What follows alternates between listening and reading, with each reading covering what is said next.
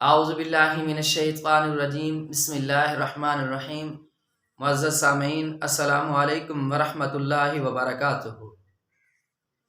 آپ کی خدمت میں حافظ خورشید احمد حاضر ہے۔ امید کرتا ہوں آپ سب خیریت سے ہیں۔ دعا گو ہوں کہ اللہ تبارک و تعالی آپ سب کی حفاظت فرمائے۔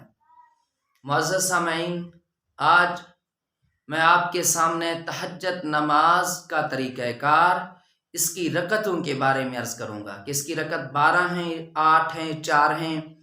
تو ان میں سے نبی پاک صلی اللہ علیہ وسلم کا زیادہ معمول کن رکعتوں کے اوپر اللہ کے رسول تہجد نماز پڑھتے، 12 پہ، 4 پہ، 8 پہ، میں ساری وضاحت اس پہ عرض کروں گا۔ لیکن بہت خوش نصیب ہیں وہ لوگ جن کو اللہ تبارک و تعالی اس وقت میں، جب سب ہر طرف سناٹا، خاموشی ہوتی ہے، یہ راحت اور سکون کا وقت ہوتا ہے۔ بیمار شخص جو ساری رات بے چینی سے گزارتا ہے، لیکن یہ وہ وقت ہوتا ہے کہ جب بیمار بھی کچھ دیر کے لیے اس وقت میں آ کر سکون میں چلا جاتا ہے، اس کی بھی آنکھ لگ جاتی ہے، اس کو بھی کچھ دیر کے لیے سکون مل جاتا ہے۔ ایسا عظیم وقت جو شخص ان تمام راحتوں کو ترک کر کے اپنے مالک ملک کے سامنے جا کر جھکتا ہے اپنے اللہ کو راضی کرنے کے لیے، یہ وہ وقت ہے۔ ہمارے اسلاف کے زمانہ میں، جب ہمارے بزرگ اور اکابرین کا زمانہ تھا، اس زمانے میں تو لوگ رشتوں کو تلاش کرنے کے لیے اسی وقت میں نکلتے تھے۔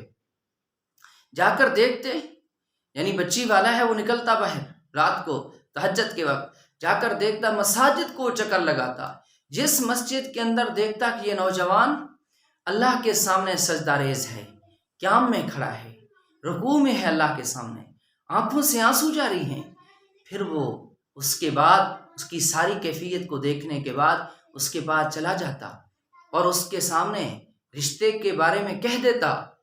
کیوں؟ اس لیے ان کے نزدیک اصول یہ تھا، جو اپنے اللہ سے وفادار ہے وہی شخص مخلوق خدا سے بھی وفادار ہوگا۔ جس کے سینے میں اللہ کا خوف ہے وہی مخلوق خدا کا بھی احترام کرے گا۔ جس کے سینے میں اللہ کا خوف نہیں ہے وہ کسی کا احترام نہیں کرے گا۔ ایک بات یاد رکھیں۔ تو یہ وقت ہوتا تھا کہ جب لوگ رشتوں کو تلاش کرنے کے لیے اس وقت میں نکلتے تھے، تو یہ بہت عظیم وقت ہے۔ اس کے لیے رسول اللہ صلی اللہ علیہ وسلم نے فرمایا کہ اس وقت میں اللہ اس آسمان پہ آتے ہیں جو ہمیں نظر آتا ہے۔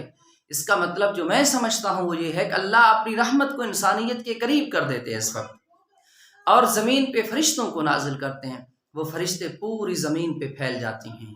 پھر اللہ فرماتے ہیں جاؤ میرے فرشتوں، زمین پہ جا کر دیکھو میرا بندہ کچھ مجھ سے مانگ رہا ہو میں اس کو دوں، بخشش چاہ رہا ہوں میں اس کو معاف کروں، اگر وہ کچھ طلب کر رہا ہے میں اس کو عطا کروں۔ یہ فرشتے زمین پہ آتے ہیں۔ اس وقت جو اٹھ کر اللہ سے طلب کر رہا ہوتا ہے، اللہ اس کو وہی کچھ نصیب فرما دیتے ہیں۔ یہ وقت ہوتا ہے دعاؤں کی قبولیت کا۔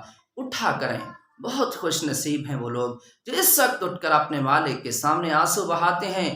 مسلمان بھائیوں، میرے بزرگوں، میری ماؤ بہن بیٹیوں، اس وقت کا رونا ضائع نہیں جائے گا، اس وقت کے ہاتھ اٹھائے ضائع نہیں جائیں گے۔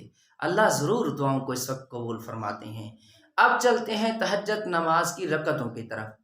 اس کے بارے میں 3 باتیں واضح ہیں۔ رسول اللہ صلی اللہ علیہ وسلم نے اپنی زندگی مبارک کے اندر تہجد نماز کی 12 رکعتیں بھی پڑھی ہیں۔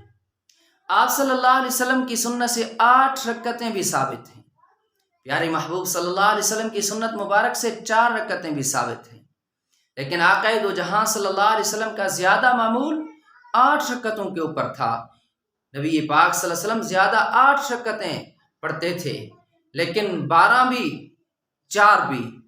اس لیے کم از کم کوئی پڑھے تو 4 پڑھے، اگر زیادہ سے زیادہ پڑھے تو 12 پڑھے۔ لیکن پیارے محبوب صلی اللہ علیہ وسلم کا جو عمل مبارک ہے زیادہ کثرت کے ساتھ وہ 8 رکعت ہے، لیکن سنت سے 12 بھی ثابت ہیں، 4 بھی ثابت ہیں، 8 بھی ثابت ہیں۔ یہ پڑھنے والے کے اوپر منحصر ہے۔ اگر اس کے پاس وقت بہت زیادہ ہے تو وہ 12 رکعتیں پڑھ لے، صحت اجازت دے رہی ہے تو 12 رکعتیں پڑھ لے، اگر نہ 8 پڑھ لے، کم از کم 4 تو پڑھ لے۔ اللہ آپ سب پہ راضی ہو۔ ان اعمال کو خود بھی کرو، لوگوں کو بھی اس کے لیے ترغیب دو۔ معزز سامعین، اگر آپ نے ہمارے اس چینل کو سبسکرائب نہیں کیا وہ سبسکرائب کر لیں تاکہ اس قسم کے تمام اہم معلوماتی ویڈیوز اور پھر شیخ کے خوابوں کی صحیح سچی تعبیر بھی ہمارے اس چینل پہ دستیاب ہے، وظائف بھی ہیں۔ آپ اس چینل کو سبسکرائب کریں تاکہ اس قسم کی جتنی بھی ویڈیوز ہوں وہ سب سے پہلے آپ کی خدمت میں پہنچیں۔ اللہ آپ سب کا حامی و ناصر ہو۔